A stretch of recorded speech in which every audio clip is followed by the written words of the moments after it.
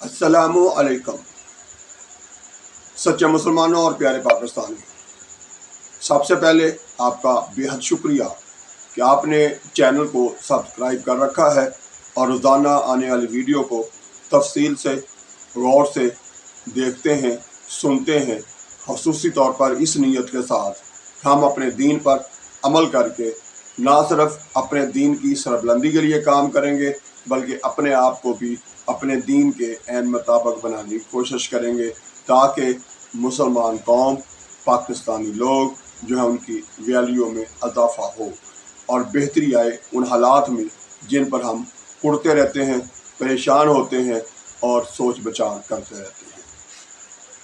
پڑھتے رہو درود مومنو، ڈیوٹی یہی تو ہے۔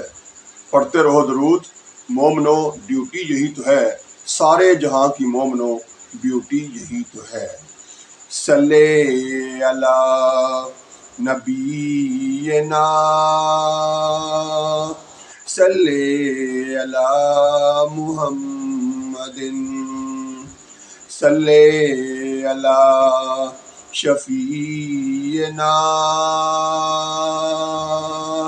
صلی اللہ محمد۔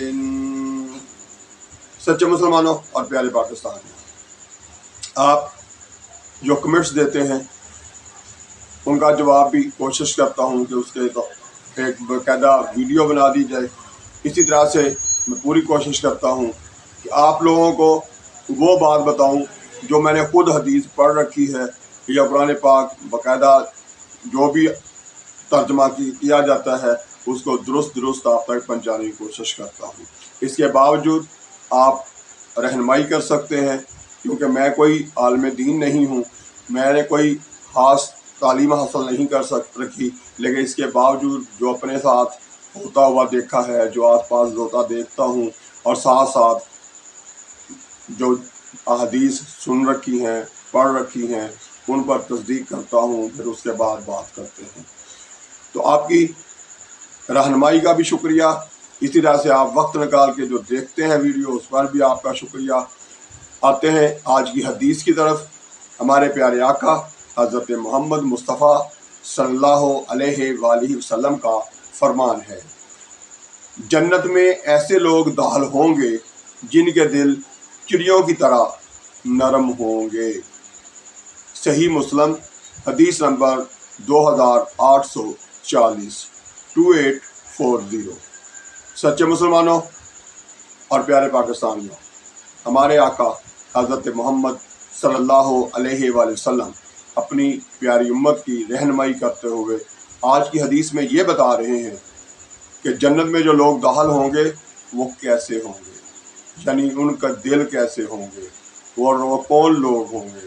تو بتایا جا رہا ہے کہ جنت میں صرف ایسے لوگ داخل ہوں گے جن کے دل چڑیوں کی طرح نرم ہوں گے، یعنی سب سے چھوٹے اور پیارے پرندے کا نام لیا گیا کہ اس کا دل چھوٹا سا ہوتا ہے، اور وہ اپنے چڑیا جو ہے اپنے بچوں کی کیسے پرورش کرتی ہے، کیسے ان کا خیال رکھتی ہے، کیسے وہ چھوٹی سی چونچ میں چھوٹا سا جو ہے نا دانہ دن کا لا کے اپنے بچوں کو کھلاتی ہے، اور کیسے ان کے لیے وہ سانپ کے ساتھ بھی جنگ کرنے کو تیار ہو جاتی ہے۔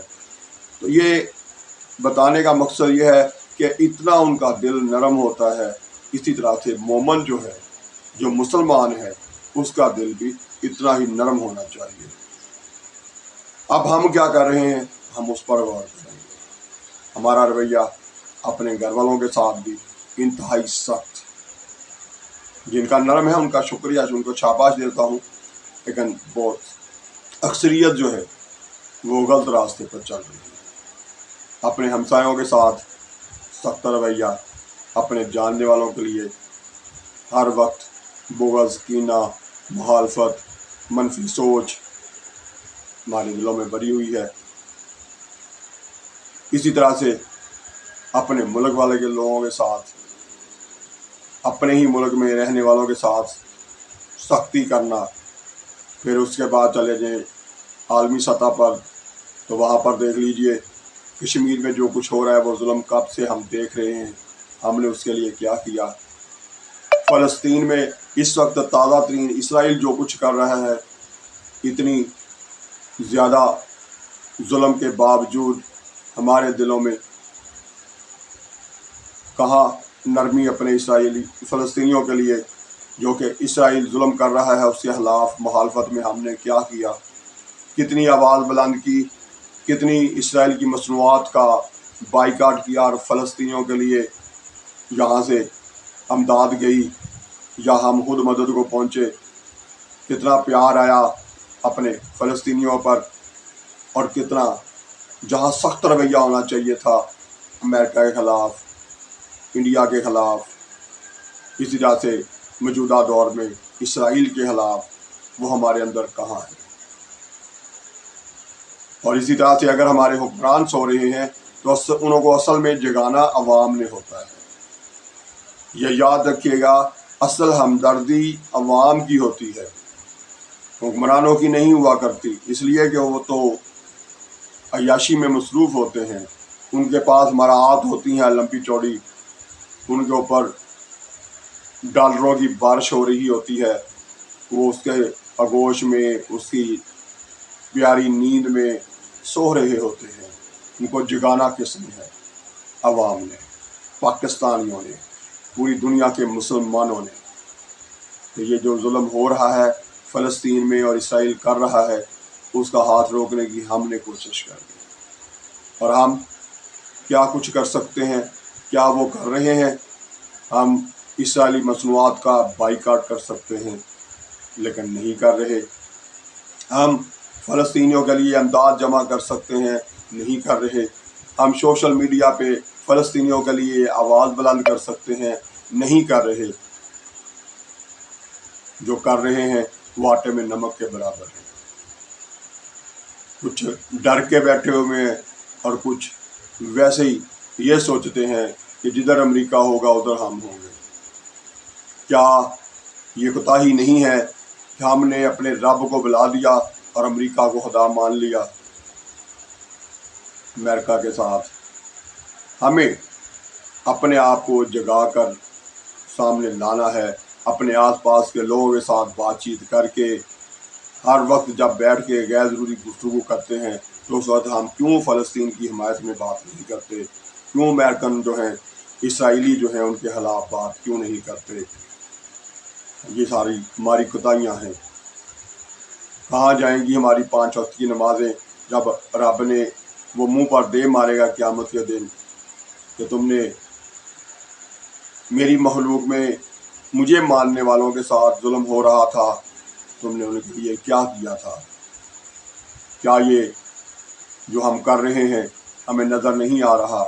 اور کیا ہمیں پتہ نہیں ہے کہ ہمیں کیا کرنا چاہیے؟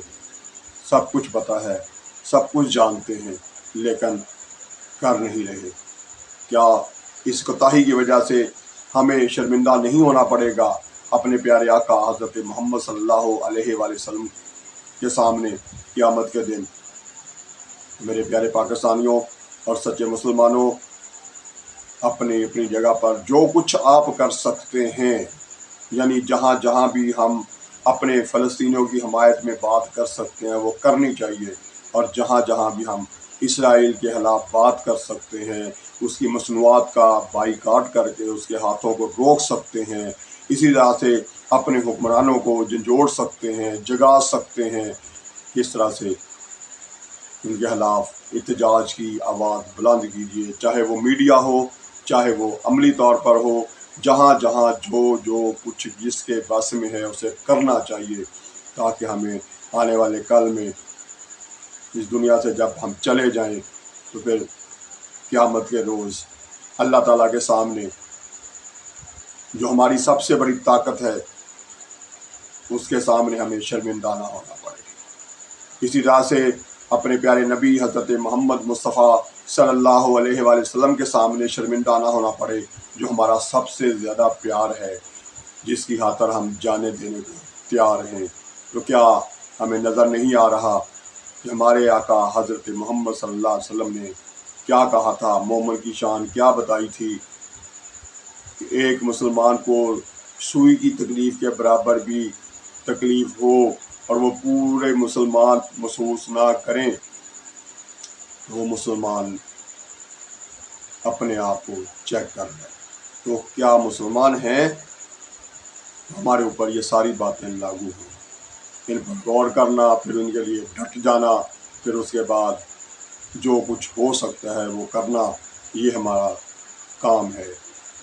جو بھی ہو سکتا ہے کم از کم سے لے کر زیادہ سے زیادہ جو جہاں پر ہے وہ جھنجھوڑنے کی کوشش کرے، اپنے حکمرانوں کے کو جگانے کی کوشش کرے۔